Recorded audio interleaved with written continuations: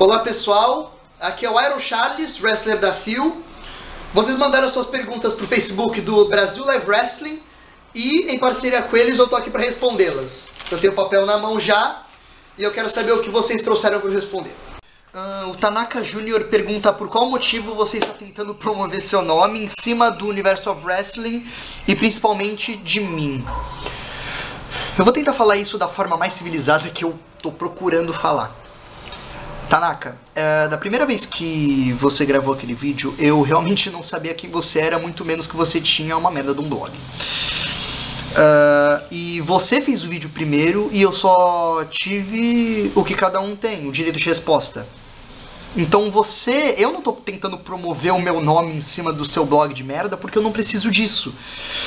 É muito diferente, na verdade você provavelmente deve estar tentando promover o seu blog em cima de mim e não vai funcionar.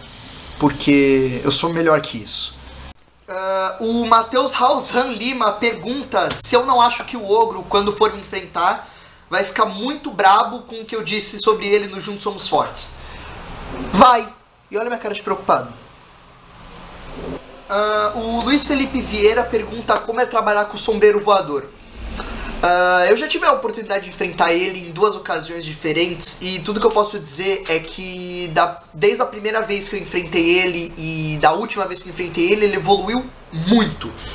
Ele é um wrestler que consegue receber tudo que você quiser e ele não tem medo de nada, isso é muito bom, isso ajuda muito em qualidade de luta. E em dezembro, quando a gente lutou pela primeira vez, eu mesmo também não tinha muita experiência e também não me sentia muito seguro ainda do que eu estava fazendo. Mas ele tirou o melhor de mim, apesar de ter sido uma tag team match. E depois na Arte da Guerra com o El Garra, a gente conseguiu fazer uma luta com uma grandiosidade muito maior.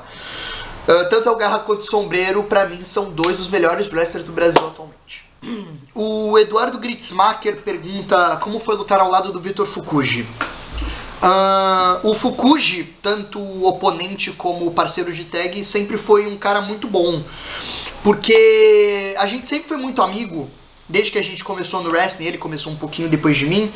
E isso sempre foi muito útil, porque a gente conseguia meio que telepatizar o que cada um queria fazer. E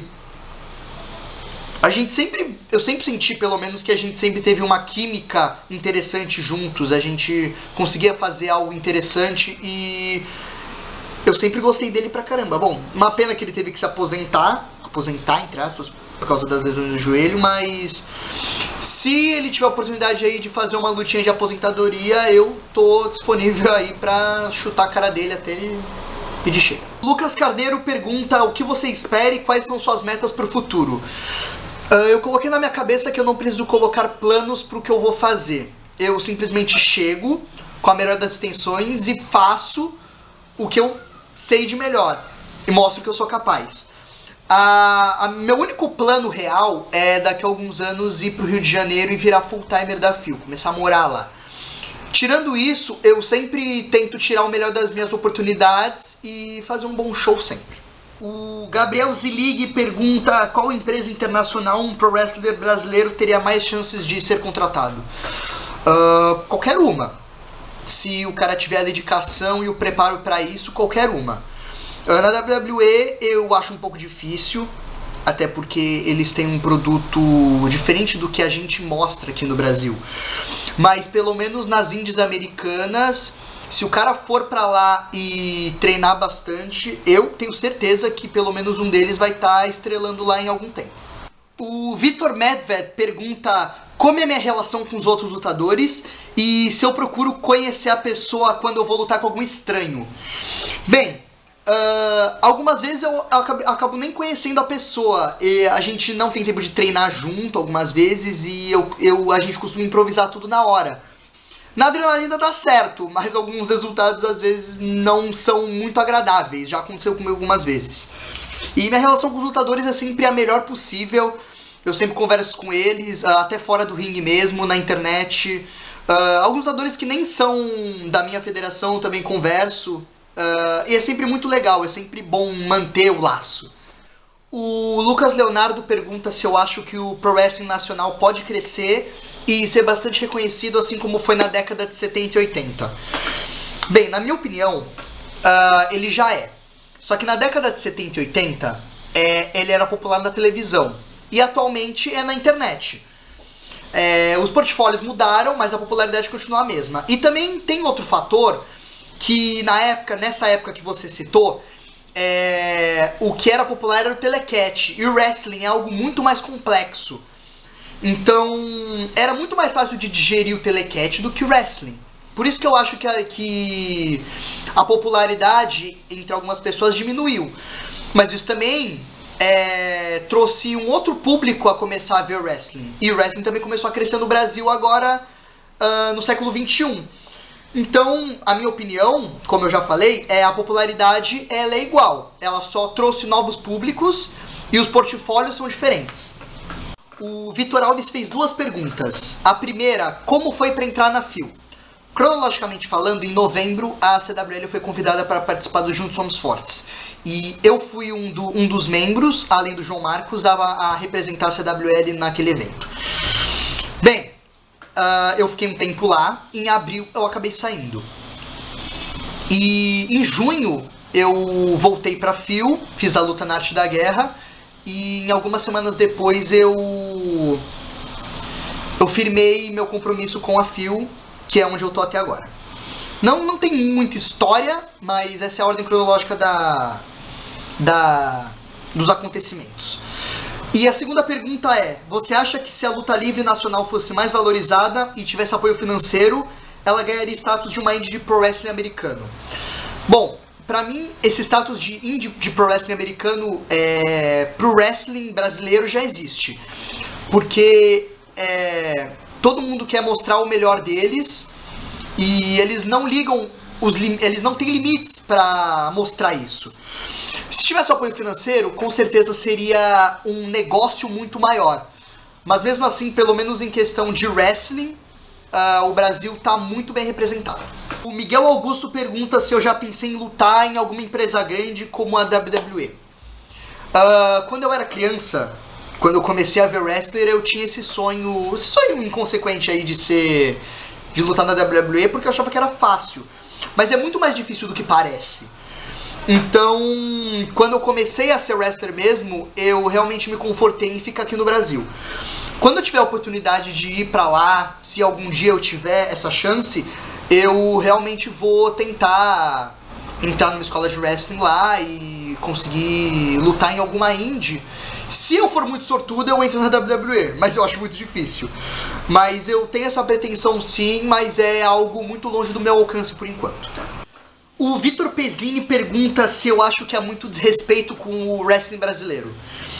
Não só no wrestling brasileiro, como no wrestling em geral, tem muito desrespeito, mas às vezes também pode ser confundido com leiguice, porque as pessoas elas são ignorantes, entre aspas, e elas acham que o wrestling é uma coisa que ela realmente não é, que todo mundo fala que é falso e essas coisas todas. Precisa mostrar para essas pessoas o que o wrestling na verdade é, o que ele é de verdade. É por isso que eu acho que às vezes não é desrespeito intencional, às vezes é só uma pessoa que não sabe o que ela tá perdendo. O Nicolas Viegas pergunta como é trabalhar em uma das maiores federações de wrestling do Brasil. Os caras da FE, eles têm um sonho comum comigo, que é de realmente levar o wrestling pra frente. E isso faz com que eu queira mostrar o meu melhor em todas as lutas e sempre quando eu tô lá. Eu não tô lá sempre, porque não sei se vocês sabem, mas eu sou de São Vicente, São Paulo, eu não moro lá no Rio de Janeiro. Mas toda vez que eu tô lá, isso me instiga a querer dar o melhor de mim. E isso é muito legal, porque quando os caras realmente te apoiam, é interessante. Todo mundo se apoia lá, todo mundo é amigo e todo mundo participa das zoeiras juntos também. E isso realmente me faz querer conquistar mais o público. Bem, por último, porém não menos importante, o Gabriel Torres, que organizou essa entrevista, me fez 2 perguntas. A primeira foi de onde eu tirei o ring name Iron Charles, sendo que não é nem um pouco perto do meu nome real. Bem, existe um assassino na década de 60, se eu não estou bem enganado, nos Estados Unidos, chamado Charles Manson. E o nome Charles sempre me chamou a atenção um pouquinho. E o meu primeiro ring name foi Charles o Louco, porque eu tinha que me ater às regras do nome adjetivo, até mais ou menos a metade do ano passado. Eu mantive o Charles e alguns meses depois eu não precisei mais usar esse adjetivo. O Charles ficou porque eu realmente gostava do nome. E aí eu fui perguntando para algumas pessoas, pegando dicas de qual nome eu poderia usar junto com esse Charles. E um amigo meu me deu a sugestão de Iron. E eu achei muito interessante.